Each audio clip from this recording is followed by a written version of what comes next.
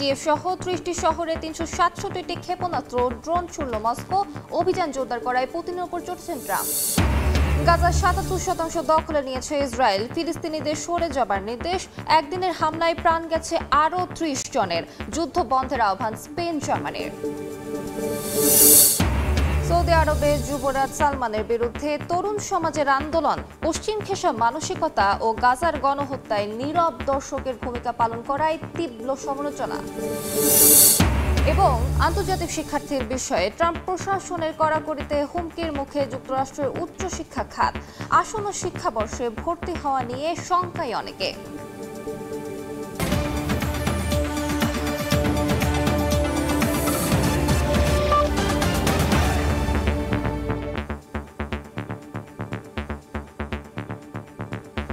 আন্তর্জাতিক সময়ের সঙ্গে আছি আমি আলিশা ইসলাম। ৩ বছরের মধ্যে ইউক্রেনের সবচেয়ে বড় ক্ষেপণাস্ত্র হামলা চালিয়েছে রাশিয়া। একদিনে রাজধানী কিয়েভ সহ অন্যান্য শহরে ৩৬৭টি ক্ষেপণাস্ত্র ও ড্রোন হামলা চালানো হয়। এতে অন্তত ১২ জন নিহত হয়েছেন। যুদ্ধবিরতির আলোচনার মধ্যে অভিযান জোরদার করায় ক্ষুব্ধ প্রতিক্রিয়া জানিয়েছেন মার্কিন প্রেসিডেন্ট ডোনাল্ড ট্রাম্প। আর এই হামলার মধ্যেই সম্পন্ন হয়েছে ইউক্রেন রাশিয়ার মধ্যে সবচেয়ে বড় বন্দি বিনিময়। তৃতীয় দিনে ৩০৩ জন করে বন্দি বিনিময় করেছে কিয়েভ মস্কো। শহর লক্ষ্য করে ছোড়া হয় ৩৬৭টি ড্রোন ও ক্ষেপণাস্ত্র। এই ঘটনায় বিভিন্ন শহরে বেশ কয়েকজন নিহত হয়েছেন, আহত হয়েছেন অনেকেই। ইউক্রেনের প্রতিরক্ষা বাহিনী দাবি করেছে তারা গুলি করে ভূপাতিত করেছে ২৬৬টি ড্রোন এবং ৪৫টি ক্ষেপণাস্ত্র। বিস্ফোরণের শব্দে আমার ঘুম ভেঙে যায়। আমি সঙ্গে সঙ্গে আমার শিশুকে কোলে নেই। ওর বয়স মাত্র ২০ মাস। আমি ওকে একটা কম্বলে মুড়িয়ে আগলে রাখি। তারপর আরেকটা বিস্ফোরণ হয় এবং একটা বিশাল ঝলকানি দেখা যায়। রাশিয়ার দাবি তারা দোনেৎস্কের পূর্বাঞ্চলে রোমানিভকা গ্রাম দখলে নিয়েছে। রাশিয়ার এমন বিধ্বংসী হামলার বিরুদ্ধে আওয়াজ তোলার জন্য যুক্তরাষ্ট্রের প্রতি আহ্বান জানিয়েছেন ইউক্রেনের প্রেসিডেন্ট ভলোদিমির জেলেনস্কি। তার অভিযোগ, প্রেসিডেন্ট ডোনাল্ড ট্রাম্প ক্ষমতায় আসার পর থেকেই রুশ প্রেসিডেন্ট ভ্লাদিমির পুতিনের প্রতি নরম মনোভাব দেখাচ্ছেন। জেলেনস্কি টেলিগ্রামে জানান, যুক্তরাষ্ট্রের নীরবতা বিশ্বের অন্যদের নীরবতা কেবল পুতিনকে উৎসাহিত করে। রাশিয়ার প্রতিটি সন্ত্রাসী হামলা মস্কোর বিরুদ্ধে নতুন নিষেধাজ্ঞার জন্য যথেষ্ট কারণ। এই ভয়াবহ হামলার মধ্যে ২৩ থেকে ২৫ মে এই ৩ দিন ইউক্রেন ও রাশিয়ার মধ্যে হয়েছে সর্ববৃহৎ বন্দি বিনিময়। রাশিয়ার উপপ্রতিরক্ষা মন্ত্রী আলেকজান্ডার ফোমিন জানিয়েছেন, মোট ১০৩৫ জন রুশ সেনা ও বেসামরিক বন্দীকে ইউক্রেন থেকে ফিরিয়ে আনা হয়েছে। ইউক্রেনও দাবি করেছে প্রায় ৯৫০ জনকে মুক্তি দিয়েছে রাশিয়া। মালিহা সুহরওয়ার্দী, সময় সংবাদ। গেল একদিনে ইসরায়েলি অভিযানে গাজা উপত্যকায় প্রাণ হারিয়েছেন অন্তত ৩০ ফিলিস্তিনি। এতে গাজার ৭৭% এলাকার নিয়ন্ত্রণ নিয়েছে নেতানিয়াহু বাহিনী। গাজার বর্তমান পরিস্থিতিকে অমানবিক ও নির্মম আখ্যা দিয়ে যুদ্ধ বন্ধের আহ্বান জানিয়েছে স্পেন ও জার্মানি। চারিদিকে শুধুই ধ্বংসস্তূপ। গাজা ইসরায়েলি আগ্রাসন যেন থামার নয়। আন্তর্জাতিক সম্প্রদায়ের তীব্র সমালোচনা উপেক্ষা করে দখলদারদের অভিযানে গাজার মানবিক বিপর্যয় পৌঁছেছে চরমে। রোববার উপত্যকাটির খান ইউনিস সহ বিভিন্ন অঞ্চলে হামলায় বহু হতাহতের ঘটনা ঘটে। ইসরায়েলের প্রধানমন্ত্রী বিনিয়ামিন নেতানিয়াহু পুরো গাজা নিয়ন্ত্রণের যে পরিকল্পনার কথা বলেছিলেন তা বাস্তবায়নের দিকে এগোচ্ছে দেশটির সামরিক বাহিনী। স্থানীয় সময় রোববার গাজার গণসংযোগ কার্যালয়ের এক বিবৃতিতে বলা হয়, বেসামরিক ও আবাসিক এলাকায় সরাসরি স্থল অভিযান ও দখলদার বাহিনী মোতায়েনের মাধ্যমে গাজার ৭৭% এলাকা নিয়ন্ত্রণে নিয়েছে ইসরায়েল। এসব এলাকা থেকে চলে যেতে বলা হয় ফিলিস্তিনিদের। এতে করে গাজার ক্ষুদ্র একটি অংশের মধ্যে আবদ্ধ হয়ে পড়েছেন ফিলিস্তিনিরা। এমন পরিস্থিতিতে দখলদারি বন্ধে জাতিসংঘ ও আন্তর্জাতিক সম্প্রদায়ের দিকে তাকিয়ে বাসিন্দারা। এদিকে স্পেনের নেতৃত্বে ২০টি দেশ মাদ্রিদে একত্রিত হয়ে যুদ্ধ থামানোর জন্য আহ্বান জানিয়েছে। স্পেন বলেছে, এই যুদ্ধের আর কোনো যৌক্তিকতা নেই। অবিলম্বে অবরোধ ভেঙে খাদ্য গাজায় প্রবেশ করতে দিতে ইসরায়েলের কাছে আহ্বান জানায় তারা। যুদ্ধবন্ধের দাবি জানায় জার্মানিও। দেশটির পররাষ্ট্রমন্ত্রী বলেন, যুদ্ধবন্ধের সমাধান খুঁজতে ইসরায়েল মধ্যপ্রাচ্যের দেশ ও ইউরোপীয় অংশীদারদের সঙ্গে যোগাযোগ রাখছে তারা। অর্জিতা সোয়েজিন, সময় সংবাদ। পশ্চিম খেসা মানসিকতা ও গাজার গণহত্যায় নীরব দর্শকের ভূমিকা পালন করায় সৌদি যুবরাজ মোহাম্মদ বিন সালমানের বিরুদ্ধে আন্দোলন শুরু করেছে দেশটির তরুণ সমাজ। সামাজিক যোগাযোগ মাধ্যমে মাস্ট ইউথ মুভমেন্ট নামে চলছে এই আন্দোলন। মুখ থেকে কণ্ঠ পরিবর্তন করে এবং পরিচয় গোপন রেখে সৌদি শাসন ব্যবস্থার কঠোর সমালোচনা করছেন বিক্ষোভকারীরা। সৌদি আরবের সর্বময় ক্ষমতার অধিকারী যুবরাজ মোহাম্মদ বিন সালমানের উদার সংস্কার ও ভিশন 2030-এর মতো উদ্যোগ তাকে বিশ্ব নেতাদের সুনজরে এনেছে। সম্প্রতি মার্কিন প্রেসিডেন্ট ডোনাল্ড ট্রাম্পের সঙ্গে প্রায় $300 বিলিয়ন 145টি চুক্তি স্বাক্ষর করেছেন তিনি। তবে বিশ্বমঞ্চে যখন সবাই তার প্রশংসায় পঞ্চমুখ, দেশে তখন তার বিরুদ্ধে চলছে সরব আন্দোলন। সৌদি তরুণেরা সামাজিক যোগাযোগেই সালমানের বিরুদ্ধে প্রতিবাদের পথ ধরেছেন।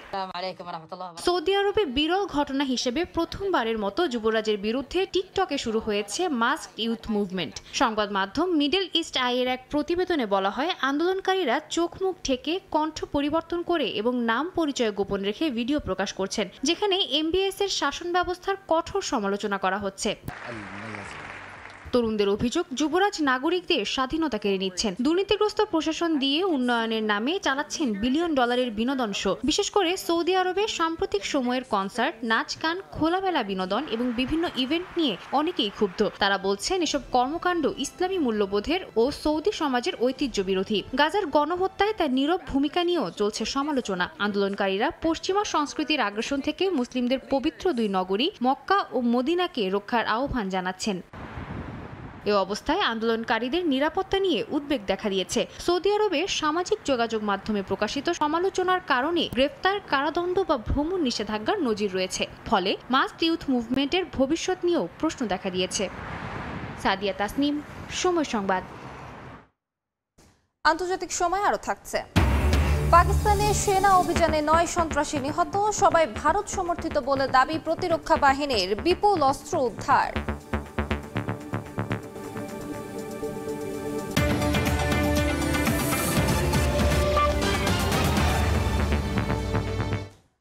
আন্তর্জাতিক শিক্ষার্থী নীতি ও গবেষণায় বিদেশি অংশীদারিত্বের ওপর যুক্তরাষ্ট্রের কড়াকড়ি এখন হুমকিতে ফেলছে গোটা উচ্চশিক্ষা খাতকে। আসন্ন সেমিস্টারে আন্তর্জাতিক শিক্ষার্থীদের ভর্তি অনিশ্চয়তা ঘিরে গভীর উদ্বেগ প্রকাশ করেছে American council on education. Trump প্রশাসনের জিরো টলারেন্স নীতিতে উচ্চশিক্ষা প্রতিষ্ঠানগুলো এখন পড়েছে সরাসরি ফেডারেল চাপের মুখে। বিশেষ করে আন্তর্জাতিক শিক্ষার্থী ভর্তি ও গবেষণায় বিদেশি অংশীদারদের সম্পৃক্ততাকে কেন্দ্র করে প্রশাসনের কঠোর অবস্থানে বিপাকে হার্ভার্ড সহ দেশটির বহু বিশ্ববিদ্যালয়। হার্ভার্ড বিশ্ববিদ্যালয়ের বিরুদ্ধে হোমল্যান্ড সিকিউরিটি বিভাগের অভিযোগ, বারবার ফেডারেল আইন লঙ্ঘন করেছে প্রতিষ্ঠানটি। আন্তর্জাতিক শিক্ষার্থীদের ভর্তি বন্ধের নির্দেশ দিয়েছিল ট্রাম্প প্রশাসন, যদিও আদালত সে নির্দেশ স্থগিত করে। তবে যুক্তরাষ্ট্রের সবচেয়ে প্রভাবশালী শিক্ষা সংগঠন আমেরিকান কাউন্সিল অন এডুকেশন বলছে, চাপটা এখন হার্ভার্ডের গণ্ডি ছাড়িয়ে পুরো দেশের উচ্চশিক্ষা ব্যবস্থাকে প্রভাবিত করছে। প্রতিষ্ঠানটির ভাইস প্রেসিডেন্ট সারা স্প্রাইটজার এক সাক্ষাৎকারে জানান, ইউনিভার্সিটি অব ক্যালিফোর্নিয়া, বার্কলি সহ একাধিক বড় বিশ্ববিদ্যালয়ে পড়েছে নজরদারির আওতায়। তিনি জানান, এপ্রিলে ভিসা বাতিল ও শিক্ষার্থীদের সেভিস রেকর্ড মুছে ফেলার ঘটনায় পরিষ্কার ব্যাখ্যার দাবিতে পররাষ্ট্র দপ্তর ও হোমল্যান্ড সিকিউরিটিকে চিঠি দেয়া হলেও কোনো জবাব আসেনি। বিশ্লেষকরা জানান, আগামী সেমিস্টারে আন্তর্জাতিক শিক্ষার্থী ভর্তির সংখ্যা কতটা কমবে তা নিয়ে উদ্বেগ বাড়ছে। অনিশ্চিত কারণে শিক্ষার্থীরা যুক্তরাষ্ট্রকে এখন ঝুঁকিপূর্ণ গন্তব্য হিসেবে ভাবছে, আর এর প্রভাব পড়ছে শুধু বিশ্ববিদ্যালয়ে নয়, পুরো অর্থনীতিতেই। কাকুলি আখতার, সময় সংবাদ। পাকিস্তানি সেনা অভিযানে 9 সন্ত্রাসী নিহত হয়েছে। তারা সবাই ভারত সমর্থিত বলে দাবি দেশটির প্রতিরক্ষা বিভাগের। খাইবার পাখতুনখোয়ায় এই অভিযান চালানো হয়। গোলাগুলিতে প্রদেশটির দেরা ইসমাইল খান বিভাগে 4 জন, বাগ বিভাগে 2 এবং ট্যাঙ্ক বিভাগে আরও 2 জন নিহত হয় বলে জানায় পাকিস্তানের আইএসপিআর। বিবৃতিতে আরও জানানো হয়, নিহত সন্ত্রাসীদের কাছ থেকে বিপুল পরিমাণ অস্ত্র ও গোলা বারুদ উদ্ধার করা হয়েছে।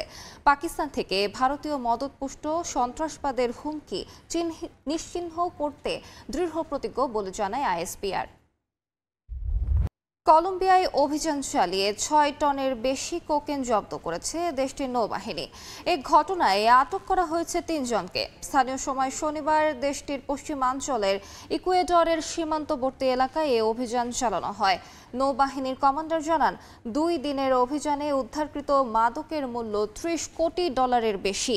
জব্দ করা মাদকের অর্ধেকই উপকূলের কাছে একটি নৌকা থেকে উদ্ধার করা হয়। বাকি মাদক মাটির নিচে পুঁতে রাখা অবস্থায় উদ্ধার করা হয়।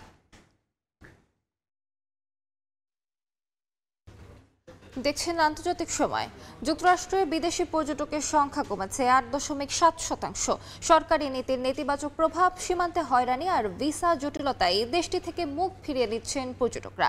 অক্সফোর্ড ইকোনমিক্সের সাম্প্রতিক প্রতিবেদনে উঠে এসেছে এই ধসের চিত্র। অনেকের কাছে স্বপ্নের ঠিকানা যুক্তরাষ্ট্র। কেউ যেতে চান ভ্রমণে, কেউ উচ্চশিক্ষায়। তবে অনেকেই বর্তমানে মুখ ফিরিয়ে নিচ্ছেন যুক্তরাষ্ট্র থেকে। ২০২৫ সালে দেশটিতে বিদেশি পর্যটক কমবে ৮.৭%। আশঙ্কাজনক এই পূর্বাভাস দিয়েছে অর্থনৈতিক গবেষণা প্রতিষ্ঠান অক্সফোর্ড ইকোনমিক্স। সবচেয়ে বড় ধস দেখা যাবে প্রতিবেশী কানাডা থেকে, যেখানে পর্যটকদের সংখ্যা কমবে 20%-রও বেশি। মেক্সিকো ও পশ্চিম ইউরোপ থেকেও পর্যটক কমবে উল্লেখযোগ্য হারে। সরকারি বাণিজ্য নীতি, সীমান্তে কড়াকড়ি এবং অভিবাসন নিয়ে নেতিবাচক বার্তার প্রভাবেই এই ধস, বলছেন বিশ্লেষকরা। যুক্তরাষ্ট্রে প্রবেশের সময় পর্যটকদের হয়রানির খবর, এমনকি আটক হওয়ার ঘটনাও বিশ্বজুড়ে ছড়িয়েছে আতঙ্ক। চলমান বছরের মে থেকে জুলাই এই 3 মাসে টিকিট বুকিং কমেছে প্রায় 11%। শুধু মার্চ মাসেই বিদেশি পর্যটক কমেছে প্রায় 12%, যা ফেব্রুয়ারির তুলনায় 2 পয়েন্ট বেশি। ইউএস ইন্টারন্যাশনাল ট্রেড অ্যাডমিনিস্ট্রেশনের তথ্যে জানানো হয়েছে পর্যটকদের সংখ্যা দিন দিন হ্রাস পাচ্ছে। এতে করে বছরে $850 কোটি রাজস্ব হারাতে পারে যুক্তরাষ্ট্র। ট্যুরিজম, যেখানে যুক্তরাষ্ট্রের জিডিপির 9%, 2 কোটি মানুষের কর্মসংস্থান এবং সরকারের 7% কর আয়ের উৎস, সেখানে এই ধস ভয়াবহ বলে মনে করছেন বিশ্লেষকরা। বিশেষ করে কানাডা সীমান্তবর্তী অঞ্চল ও বড় শহরগুলোর অর্থনীতিতে সরাসরি এর নেতিবাচক প্রভাব পড়বে বলে ধারণা করা হচ্ছে। ইয়াসিন মোহাম্মদ জিসান, সময় সংবাদ। সম্প্রতি মার্কিন প্রতিনিধি পরিষদে পাশ হওয়া কর এবং রাষ্ট্রীয় খরচ কমানো বিষয়ক বিল নিয়ে শুরু হয়েছে বিস্তর বিচার বিশ্লেষণ। নতুন তথাকথিত এই মহাবিল মার্কিন অর্থনীতিকে সাহায্য করবে নাকি বিপদে ফেলবে তা নিয়ে তুমুল বিতর্ক চলছে বিভিন্ন মহলে। অনেকেই বলছেন, খসড়া এই নীতি যদি আইনে পরিণত হয় তবে নিম্নবিত্ত মার্কিন নাগরিকদের ভোগান্তি বাড়বে। এ বিষয়ে একটি বিশ্লেষণধর্মী প্রতিবেদন প্রকাশ করেছে মার্কিন গণমাধ্যম CNN। কংগ্রেসের রাতভর বিতর্ক আর মার্কিন প্রেসিডেন্ট ডোনাল্ড ট্রাম্পের তীব্র চাপের মুখে পাশ হয় রিপাবলিকানদের অর্থনৈতিক বিল। বিলটির মূল কাঠামো ধনীদের জন্য কর ছাড় আর দরিদ্রদের জন্য সেবামূলক কর্মসূচিতে কাটছাট। নতুন এই খসড়া বিলটি সিনেটে আরও পরিমার্জিত হওয়ার পরিকল্পনা রয়েছে। তবে তা আইনে পরিণত হলে আদৌ মার্কিনদের অর্থভাণ্ডার সমৃদ্ধ হবে কিনা তা নিয়ে সন্দিহান বিশ্লেষকরা। বিভিন্ন নথি বলছে মার্কিনদের বর্তমান রাষ্ট্রীয় ঋণ প্রায় 37 ট্রিলিয়ন বা 37 লাখ কোটি মার্কিন ডলার। বিভিন্ন ক্ষেত্রে কর ছাড় দিলে আগামী 10 বছরে এই ঋণ বাড়বে আরও প্রায় 3.8 ট্রিলিয়ন মার্কিন ডলার, যেখানে একাধিক খাতে খরচা কমিয়ে কেবল $1 ট্রিলিয়ন ঘাটতি পূরণ হতে পারে। এছাড়াও প্রতিরক্ষা, অভিবাসন ও হোমল্যান্ড সিকিউরিটি খাতে খরচ বাড়ানোর পরিকল্পনা চলছে। কংগ্রেশনাল বাজেট অফিস জানায়, এতে 10 বছরে বিলটি ঘাটতি বাড়াবে প্রায় $3.1 ট্রিলিয়ন। প্রাথমিক হিসাব বলছে, নতুন এই নীতি বাস্তবায়িত হলে উচ্চ আয়ের মানুষ সবচেয়ে বেশি লাভবান হবেন। বিশ্লেষণে দেখা যায়, উপরের স্তরের 20% মানুষ পাবেন গড়ে প্রায় $12,000 কর ছাড়, যেখানে নিম্ন আয়ের মানুষ পাবেন মাত্র $160। তবে নতুন শর্তে কাজ না থাকলে মিলবে না মেডিকেড বা খাদ্য সহায়তা। এই বিধান কার্যকর হবে 2026 সালের শেষ দিকে। বিশ্লেষকরা বলছেন, এসব পরিবর্তনে কেবল প্রাপ্তবয়স্ক নয়, শিশু, প্রবীণ এবং প্রতিবন্ধীরাও ক্ষতিগ্রস্ত হবেন। এ অবস্থায় প্রান্তিক মানুষের উপকারের চেয়ে অপকারই বেশি হবে বলে জানান বিশ্লেষকরা। সাদিয়া তাসনিম, সময় সংবাদ। ভারী বৃষ্টিপাত, তীব্র ঝড় ও বজ্রপাতে বিপর্যস্ত পাকিস্তানের পাঞ্জাব প্রদেশ। নিহত হয়েছেন অন্তত 19 জন, আহত হয়েছেন আরও 92 জন। ক্ষতিগ্রস্ত হয়েছে বহু বাড়িঘর। বৈরী আবহাওয়ার কবলে ভারতও। ভারী বৃষ্টিতে তলিয়ে গেছে নয়াদিল্লির রাস্তাঘাট। হরিয়ানা ও উত্তরাখণ্ডেও একই চিত্র।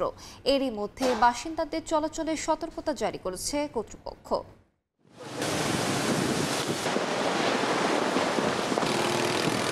স্থানীয় সময় শনিবার হঠাৎ ধূলিঝড় শুরু হয় পাকিস্তানের পাঞ্জাব প্রদেশে। লাহোর, শিয়ালকোট, রাওয়ালপিন্ডি শহরে ঝড়ের তাণ্ডবে ঝাপসা হয়ে আসে বৃষ্টিসীমা। এদিন ভারী বৃষ্টি ও তীব্র ঝড়ে প্রাণ হারান বেশ কয়েকজন, আহত প্রায় 100। কর্তৃপক্ষ জানায়, রাজধানী ইসলামাবাদে দমকা হাওয়ার সঙ্গে ভারী বৃষ্টিপাতের কারণে নিম্নাঞ্চলে সৃষ্টি হয়েছে জলাবদ্ধতা, উপড়ে গেছে গাছপালা। লাহোরে সোলার প্যানেলের ব্যাপক ক্ষয়ক্ষতিরও খবর পাওয়া গেছে। অনেক এলাকায় শিলাবৃষ্টিতে বিদ্যুৎ বিভ্রাট দেখা দেয়। বৈরী আবহাওয়ায় করাচি থেকে লাহোরগামী একটি বেসরকারি বিমান ভয়াবহ ঝড়ের কবলে পড়ে এবং জরুরি অবতরণে ব্যর্থ হয়ে করাচিতে ফিরে যায়। বৈরী আবহাওয়ার কবলে পড়েছে ভারতও। ভারী বৃষ্টিতে বিপর্যস্ত রাজধানী নয়াদিল্লি ও আশপাশের এলাকা। গাছ উপড়ে দুর্ভোগে পড়েছেন সাধারণ মানুষ, ব্যাহত ফ্লাইট চলাচল। দিল্লির পাশাপাশি হরিয়ানা ও উত্তরাখণ্ডেও প্রবল বৃষ্টিপাত হয়েছে। যদিও ভারী বর্ষণের আগেই ভারতের আবহাওয়া দফতর দিল্লি ও আশপাশের এলাকায় রেড অ্যালার্ট জারি করেছিল। এ অবস্থায় জনগণকে খোলা জায়গা এড়িয়ে চলা, গাছের নিচে আশ্রয় না নেওয়া, দুর্বল বা পুরনো দালান থেকে দূরে থাকা এবং জলাশয়ের কাছে না যাওয়ার পরামর্শ দিয়েছে স্থানীয় কর্তৃপক্ষ। মৌসুমী সাথী, সময় সংবাদ। দেখছেন আন্তর্জাতিক সময়। চীনের জিয়াংসু প্রদেশের সুজৌ শহরে অনুষ্ঠিত হয়েছে ৭ম এক্সিএমজি ইন্টারন্যাশনাল কাস্টমার ফেস্টিভ্যাল। এই আয়োজনে ছিল আধুনিক প্রযুক্তি নির্ভর মেশিনের জমকালো প্রদর্শনী। সারিবদ্ধভাবে দাঁড়িয়ে আছে দানবীয় এক্সকেভেটর, কিছু নড়াচড়া করছে স্বয়ংক্রিয়ভাবে, অন্য একটি দক্ষতার সঙ্গে ঢালছে ওয়াইন। চীনের জিয়াংসু প্রদেশের সুজু শহরে অনুষ্ঠিত ৭ম এক্সিএমজি ইন্টারন্যাশনাল কাস্টমার ফেস্টিভ্যালে প্রদর্শিত হয়েছে অত্যাধুনিক যন্ত্রপাতির বাহার। প্রযুক্তি ও উদ্ভাবনের মেলবন্ধনে এই উৎসবটি পরিণত হয়েছে একটি নজরকাড়া অভিজ্ঞতায়। যন্ত্রের মধ্যে স্কিড স্টিয়ার লোডার ছিল বিশেষ আকর্ষণ। ছোট জায়গা, অসমান রাস্তা কিংবা বারবার কাজের ধরন বদলানোর ক্ষেত্রে এটি দক্ষতার সঙ্গে পারদর্শিতা দেখিয়েছে। দর্শনার্থীরা এমন সব যন্ত্রপাতি দেখেন যেগুলো চালানো যায় রিমোট কন্ট্রোলে এবং কাজ করতে পারে স্বয়ংক্রিয়ভাবে। বিশেষভাবে ডিজাইন করা এই মেশিনগুলো হাসপাতাল, স্কুল এবং খাদ্য কারখানার মতো শব্দ সংবেদনশীল পরিবেশে কাজ করার উপযোগী। বিশ্বের ৮০টিরও বেশি দেশ ও অঞ্চলের ২০০০-এরও বেশি শিল্প পেশাজীবীর অংশগ্রহণে এই উৎসবটি হয়ে ওঠে প্রযুক্তি ও সংস্কৃতির এক বৈশ্বিক মিলন মেলা, যেখানে আধুনিক ইঞ্জিনিয়ারিং প্রযুক্তির ভবিষ্যৎ স্পষ্ট হয়ে ওঠে। ইয়াসিন মোহাম্মদ জিসান, সময় সংবাদ। আন্তর্জাতিক সময় শীর্ষ সংবাদ জানিয়ে দিচ্ছি আরেকবার। কিয়েভ সহ ৩০টি শহরে ৩৬৭টি ক্ষেপণাস্ত্র ও ড্রোন ছুড়ল মস্কো। অভিযান জোরদার করায় পুতিনের উপর চটেছেন ট্রাম্প। গাজা ৭৭% দখলে নিয়েছে ইসরায়েল। ফিলিস্তিনিদের সরে যাবার নির্দেশ। একদিনের হামলায় প্রাণ গেছে আরও ৩০ জনের। যুদ্ধ বন্ধের আহ্বান স্পেন, জার্মানির। এবং সৌদি আরবে যুবরাজ সালমানের বিরুদ্ধে তরুণ সমাজের আন্দোলন। পশ্চিম ঘেঁষা মানসিকতা ও গাজার গণহত্যায় নীরব দর্শকের ভূমিকা পালন করায় তীব্র সমালোচনা।